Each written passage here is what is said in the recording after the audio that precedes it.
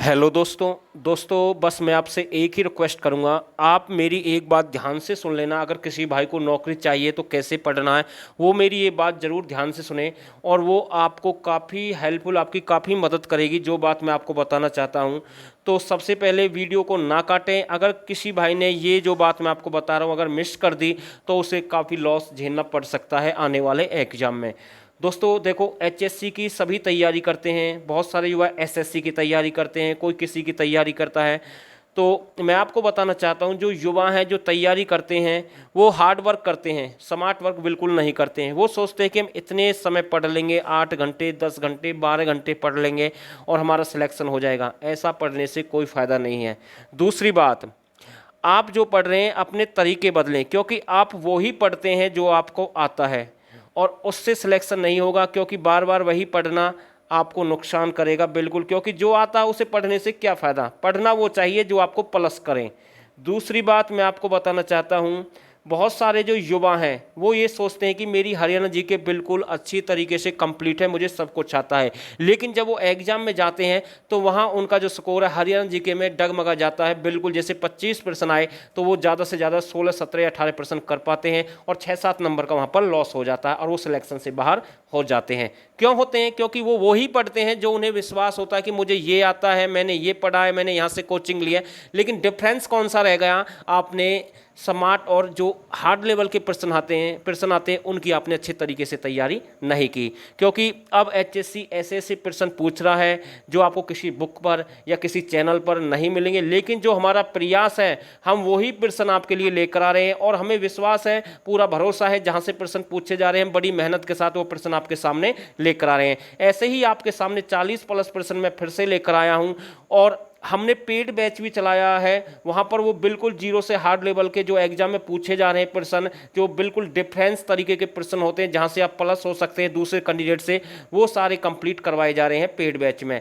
तो ज़्यादा फीस भी नहीं है उस पेड बैच की, बिल्कुल बहुत कम फीस है, 99 रुपये मंथ की फीस है। 2 महीने में आपका कोर्स कंप्लीट हो जाएगा। लेकिन आप यहाँ से 6 7 नंबर जब प्लस होंगे तो मैं विश्वास के साथ कह सकता हूँ आपकी नौकरी बिल्कुल पक्की हो जाएगी।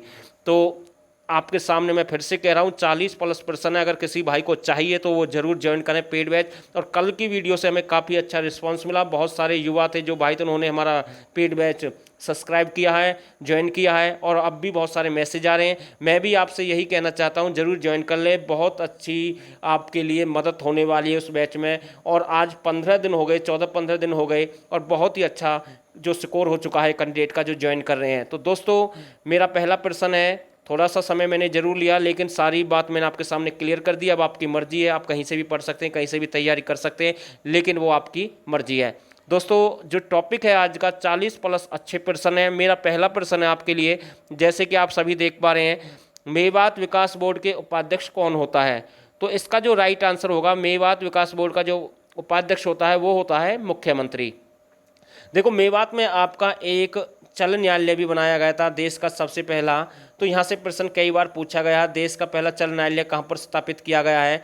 तो मैं आपको बता दूं वो भी आपका मेवात में है। एक धातु कॉर्पोरेशन का जो मुख्यालय है जो खनिजों से संबंधित है, वो भी प्रश्न एग्जाम में यहाँ से पूछा जा सकता है। अलग से बहुत सारे प्रश्न बता रहा हूँ मैं आप सभी के लिए, तो वो भी मुख्यालय आपका कहाँ पर है? मेवात में है। तो ध्यान देना, ऐसे प्रश्न पूछे जाते हैं कई बार। और उसकी स्थापना मेरे हिसाब से 1963 के या 62 के लगभग की गई है। इस पर मुझे थोड़ा सा डाउट है, मैं ये क्लियर नहीं करना चाहता, लेकिन इसका जो मुख्यालय है वो मेवात में है। अगला प्रश्न देखते हैं, कुरुक्षेत्र विकास बोर्ड का अध्यक्ष कौन होता है?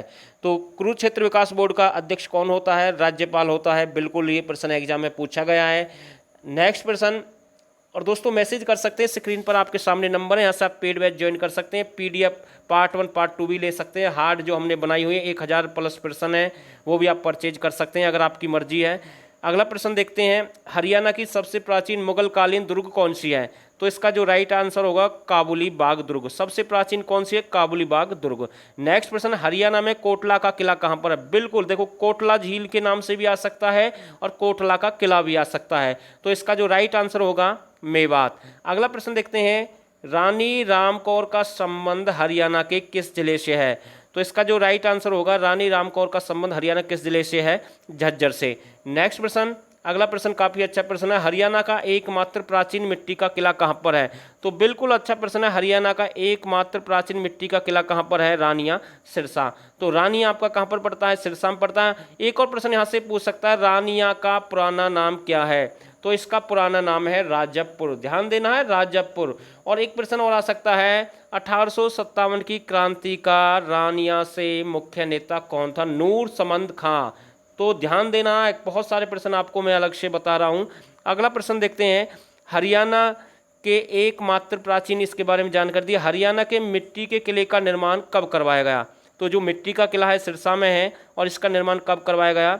14वीं शताब्दी में। एक राजा थे राय बीरू सिंह। कौन थे? राय बीरू सिंह, उन्होंने इसका निर्माण करवाया था। तो ध्यान देना, ये प्रश्न भी आ सकता है। अगला प्रश्न, सोना के किले का निर्माण किस शताब्दी में किया गया? तो इसका जो राइट आंसर होगा, सोने के किले का निर्माण 8वीं शताब्दी में करवाया गया है। तो सोहना में एक आपका गर्म चश्मे का कुंड है। किसका कुंड है? गर्म चश्मे का कुंड है, जो गंधक के लिए प्रसिद्ध है। प्रश्न आता है, जो गर्म पानी है, जो चर्म रोग जो दूर किया जाता है, वो किसके कारण होता है? यहाँ पर गंधक के कारण। तो ध्यान देना, ऐसा प्रश्न भी पूछ सकता है HSC। अगला प्रश्न देखते हैं। अगला प्रश्न है, सोहने के किले का निर्माण किसने करवाया?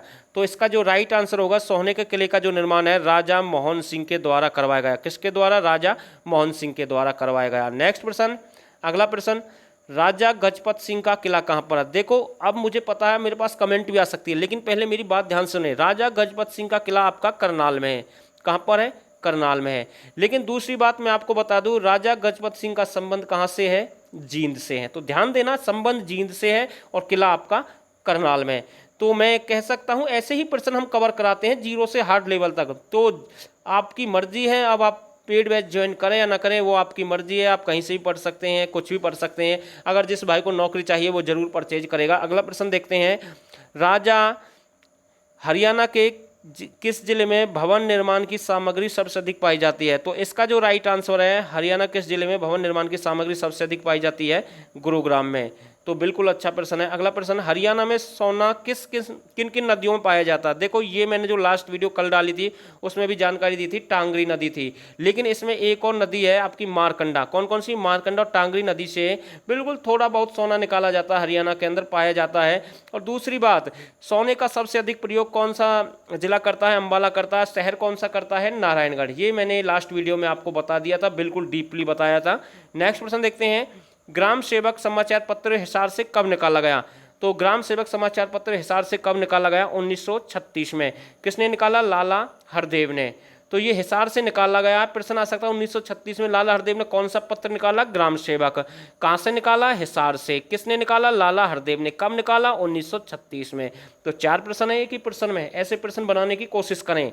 अगला प्रश्न देखते हैं, रट्टा लगाने से कोई फायदा नहीं है। बिल्कुल डीपली और स्मार्ट वर्क करें, हार्ड वर्क बिल्कुल ना करें, मैं फिर से कह रहा हूं। अगला प्रश्न देखते हैं, हरियाणा में आरोही स्कूलों की कुल संख्या कितनी है? तो इसका जो राइट आंसर है, हरियाणा में आरोही स्कूलों की कुल संख्या कितनी है? 36। अगला प्रश्न देखते हैं, हरियाणा में शिक्षा में दिए जाने वाला सबसे बड़ा पुरस्कार कौन सा है? राज्य शिक्षक पुरस्कार। तो शिक्षा में दिए जाने वाला सबसे बड़ा पुरस्कार कौन सा है? राज्य शिक्षक पुरस्कार सबसे बड़ा पुरस्कार है। राज्य शिक्षक पुरस्कार किसके द्वारा दिया जाता है? तो इसका जो राइट आंसर है, राज्यपाल के द्वारा। किसके द्वारा दिया जाता है? राज्यपाल के द्वारा। नेक्स्ट प्रश्न देखते हैं, हरियाणा का छोटा मंडल कौन सा है? देखो, सभी को पता है सबसे छोटा मंडल है, सभी जानते कौन सा है? फरीदाबाद। इस पर मैं ज़्यादा चर्चा नहीं करूंगा। 2 मंडल आपको पता है, नए बना दिए गए हैं, फरीदाबाद और दूसरा कौन सा बना आपका? करनाल। इन पर मैं ज़्यादा बहस नहीं करता, ऐसे प्रश्न मैं बिल्कुल नहीं कराता, लेकिन बाई मिस्टेक यह प्रश्न आ गया है। अगला प्रश्न देखते हैं, हरियाणा में सबसे अधिक डीजल सेटों से सिंचाई किस जिले की होती है? तो बिल्कुल राइट आंसर होगा भिवानी की। किसकी होती है? भिवानी की। डीजल सेटों से सबसे कम सिंचाई किसकी होती है? जहां पर ज्यादा की बात होती है तो कम बिल्कुल याद रखना साथ के साथ। और इसका जो राइट आंसर होगा, रेवाड़ी। रेवाड़ी में आपका एक रेल म्यूजियम भी है, वो मैंने लास्ट वीडियो में बताया था, नहीं शायद वो आपका जो पेड बैच है उसमें उसके बारे में जानकारी दी थी मैंने, सॉरी, इसके लिए मैं आपसे माफी चाहता हूँ। अगला प्रश्न देखते हैं, पथराला बांध किस नदी पर बनाया गया है? तो इसका जो राइट आंसर होगा, सोम नदी। तो पथराला बांध किस नदी पर बनाया गया है? सोम नदी पर। नेक्स्ट प्रश्न, हरियाणा का एकमात्र मिट्टी से बना हुआ बांध कौन सा है? तो सभी जानते हैं एकमात्र जो मिट्टी से बना हुआ बांध कौन सा है? ओटू बांध है। कहाँ पर? सिरसा में। ओटू झील के नाम से भी आ सकता है, ध्यान रखना है। ओटू झील आपकी कहाँ पर है? सिरसा के अंदर है। अगला प्रश्न, और दोस्तों वीडियो अच्छी लगे तो प्लीज़ लाइक कर देना, ठोक देना एक प्रकार से, और शेयर कर देना इस वीडियो को जितना हो सके। बस मैं आपसे यही रिक्वेस्ट करना चाहता हूँ। अगला प्रश्न, नहरों का शहर किसे कहते हैं? तो सभी जानते हैं नहरों का शहर कौन सा है, टोहाना।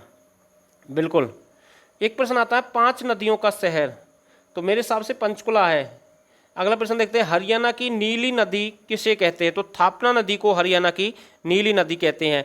और ये सबसे छोटी नदी है हरियाणा की, यमुना नदी से इसका संबंध है, जैसे कि आप सभी देख पा रहे हैं। तो ध्यान देना, इंपॉर्टेंट प्रश्न है। एक गांव है वहां से ये निकाली गई है, तो बिल्कुल अच्छा प्रश्न है। भारतीय अंक निर्माण निगम की शाखा कहाँ स्थापित की गई है? बिल्कुल अच्छा प्रश्न है। कहाँ पर स्थापित की गई है? फरीदाबाद के अंदर। कौन सी अंक निर्माण निगम की शाखा? ऐसे प्रश्न एग्जाम में आ जाए तो जरूर आपको बेनिफिट होगा। अगला प्रश्न देखते हैं, मिस्टर इंडिया का खिताब जीतने वाले विशाल प्रताप सिंह का संबंध किस जिले से है? तो इसका जो राइट आंसर होगा बल्लभगढ़, फरीदाबाद। दर्शन शास्त्र की शिक्षा किसे कहते हैं? तो ये वल्लभाचार्य को दर्शन शास्त्र की शिक्षा भी कहते हैं। बिल्कुल नया प्रश्न है आपके सामने। नेक्स्ट प्रश्न देखते हैं, पेट्रोलियम अनुसंधान और विकास सेंटर की स्थापना हरियाणा में कहाँ पर की गई है? पेट्रोलियम अनुसंधान और विकास सेंटर की स्थापना हरियाणा में कहाँ पर की गई है? फरीदाबाद के अंदर की गई है। 1841 में मलेरिया फैलने के कारण अंग्रेजों के शहर को छोड़कर चले गए थे। देखो मलेरिया फैल गई थी, कब फैल गई थी? 1841 में। तो अंग्रेज हरियाणा किस शहर को छोड़कर चले गए थे? करनाल को। तो ध्यान देना है, इंपॉर्टेंट प्रश्न है बिल्कुल। पुरुषोत्तम पास प्रताप पुस्तकालय कहाँ स्थापित किया गया? बिल्कुल अच्छा प्रश्न, करनाल में स्थापित किया गया है। नेक्स्ट प्रश्न देखते हैं, अटल पार्क हरियाणा के किस जिले में है? बहुत ही अच्छा प्रश्न है। अटल पार्क हरियाणा के किस जिले में है? करनाल में। तो एक दिन आपके लिए पार्क भी कंप्लीट करवा दूंगा, कौन सा पार्क कहाँ पर है। धीरे धीरे आपके सारे कंप्लीट करवाएंगे, लेकिन जो पेड बैच है और इस बैच में बहुत सारा डिफरेंस है। यहाँ पर हम जो इंपॉर्टेंट प्रश्न है वो लेकर आते हैं, लेकिन कई बार ऐसा होता है कि एचएससी ऐसे प्रश्न भी पूछ लेता है कि जो इंपॉर्टेंट प्रश्न में हम नहीं कर पाते हैं, जो कुछ अलग से बच जाते हैं, तो वो हम जीरो से हार्ड लेवल का जो आपके लिए लेकर आ रहे हैं वहाँ कवर करा रहे हैं, क्योंकि वहाँ भी आपको बहुत सारा डिफरेंस देखने को मिलेगा इस वीडियो के मुकाबले। अगला प्रश्न देखते हैं, 4 लाइनों वाला कवि किसे कहते हैं? तो इसका जो राइट आंसर होगा सुरेंद्र शर्मा। तो 4 लाइनों वाला कवि किसे कहते हैं? सुरेंद्र शर्मा। ये सारे प्रश्न वहाँ पर तो है ही हैं, साथ ही साथ बहुत सारे प्रश्न और भी अलग से मिलते हैं। तो फर्क तो होता ही है पेड और फ्री बैच में, आप सभी जानते हैं, लेकिन फिर भी हम कोशिश करें अपनी तरफ से अच्छा देने की। अगला प्रश्न देखते हैं, इंडिया का माइकल जॉर्डन किसे कहते हैं? तो बिल्कुल अच्छा प्रश्न है। इंडिया का माइकल जॉर्डन किसे कहते हैं? खुशीराम शर्मा। बिल्कुल अच्छा प्रश्न है। राजनीति का भीष्म पिता किसे कहते हैं? तो इसका जो राइट आंसर होगा, राजनीति का भीष्म पिता कौन है? चौधरी देवीलाल। और इसने बुढ़ापा पेंशन की शुरुआत की थी, 100 रुपये से बांधी थी। बिल्कुल। तो कई बार एक मुजाहरा आंदोलन था, उन्होंने चलाया था 1952, इसके द्वारा चलाया गया था। तो कई बार एग्जाम में पूछा गया है। अगला प्रश्न देखते हैं, लूर नृत्य सबसे अधिक किस जिले का प्रसिद्ध है? जींद का प्रसिद्ध है। तो ये एग्जाम में आ सकता है। बिल्कुल लूर नृत्य का संबंध है इसमें। मैं आपको बता दूं, जो महिलाएं हैं वो पंक्तियों में खड़ी होकर एक दूसरे से प्रश्न करती हैं। तो ये प्रश्न ऐसे ही प्रश्न एग्जाम में पूछा गया था। बिल्कुल, कौन से नृत्य में महिलाएं एक दूसरे से प्रश्न करती है लाइन में खड़ी होकर, पंक्तियों में खड़ी होकर? तो उसका संबंध है लूर नृत्य से। बिल्कुल ऐसे ही पूछा गया था। अगला प्रश्न देखते हैं, हरियाणा का वह नृत्य जो श्रृंगार और वीर रस जिसमें प्रधान होता है, तो वो है आपका ढप और ढोल नृत्य। कौन सा? ढप और ढोल नृत्य है। और मेरा लास्ट प्रश्न है, हरियाणा का आंसू कवि किसे कहते हैं? देखो जॉन मिल्टन सभी जानते हैं, तो आंसू कवि भी कौन है? दयाचंद माइना। जॉन मिल्टन भी कौन है आपके? दयाचंद माइना। तो ध्यान देना, ऐसे प्रश्न आ जाते हैं। और पानी वाली पानी प्या दे, ये रागनी इसी की ही है। एग्जाम में अगर पूछ ले तो सपना चौधरी या फिर करमवीर फौज, ये ऐसा नहीं आएगा। तो ध्यान देना, दयाचंद माइना का इससे संबंध है। तो बहुत सारे प्रश्न मैंने बता दिए हैं, मैं फिर से कह रहा हूँ। अगर आप सभी को ये वीडियो अच्छी लगी है तो प्लीज़ चैनल जरूर सब्सक्राइब कर देना अगर किसी भाई ने नहीं किया है। और जिस भाई ने पेड बैच नहीं लिया वो जरूर परचेज कर लें, क्योंकि आपको दूसरे कैंडिडेट से ज़्यादा फायदा हो सकता है। 1-1, 2-2 नंबर की बड़ी अहमियत होती है। तो बस इस वीडियो में आपको यही जानकारी दूंगा। और दोस्तों, आप सभी ने वीडियो यहाँ तक देखी, आप सभी का बहुत बहुत धन्यवाद।